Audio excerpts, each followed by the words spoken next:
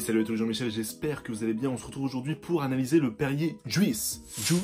Juice, vous dites comme vous voulez, mais c'est le Perrier aux fruits. Vous étiez nombreux à me demander si c'était meilleur qu'une boisson ou bon pour la santé. Et ben on va savoir ça tout de suite. Et on passe aux valeurs nutritionnelles, Michel. Pour 100 ml, on a 18 calories. C'est peu. On a 0 g de graisse, 0 g de fibres, 0 g de protéines, 0 g de sel. Bon, ça c'est réglé.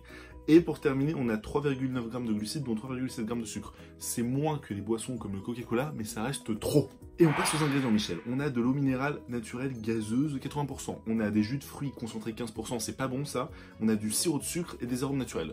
Pourquoi pas? Et on passe au point positif, Michel. Le point positif de cette boisson, c'est qu'elle est presque 3 fois moins sucrée que les boissons que tu peux trouver comme le Coca-Cola ou l'Orangina. Le Coca-Cola, t'as en moyenne 10 g de sucre. Là, t'as 3,7 g de sucre. C'est presque 3 fois moins. Ça fait plaisir. Concernant les autres points positifs, Michel, il n'y en a pas. À part te dire qu'il y a de l'eau dedans, ok, le reste, c'est mauvais. Je vais t'expliquer pourquoi juste après. Pour les points négatifs, Michel, on a des jus de fruits à base de concentré. Pourquoi c'est mauvais? Les jus de fruits à base de concentré, qu'est-ce que c'est? On t'a pris un jus, on l'a déshydraté, on l'a mis dans des caisses pour le transporter, et puis après à l'arrivée on l'a réhydraté. Donc qu'est-ce que c'est? C'est des jus déshydratés qu'on a réhydratés, et il y a possibilité d'ajout de sucre. Donc Michel, c'est mauvais pour ta santé. Et tu vas me dire, mais pourquoi ils mettent des jus concentrés, Jamy? Et ben c'est simple, déjà le transport coûte moins cher. En plus de ça, ils peuvent dire qu'ils mettent des fruits sans payer le prix fort. Mais pour nous, c'est pas bon, pourquoi? Car on a moins de vitamines. Deuxième point négatif, Michel, c'est trop sucré. Pourquoi je te dis ça? Parce que si tu te prends une canette comme ça, tu as 10 g de sucre en moyenne. Tu en prends deux, tu as ce qu'il te faut à peu près pour la journée.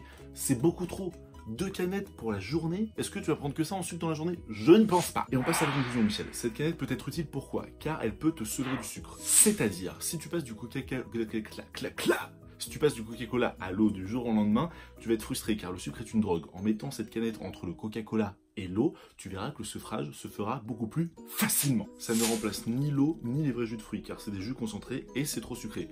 La meilleure boisson du monde restera l'eau à jamais. Mais si tu comptes craquer sur une boisson, je te conseille d'aller vers cette boisson plutôt que vers un Coca-Cola ou un Orangina, car c'est beaucoup moins sucré. Et on passe à la vie des applications, Michel.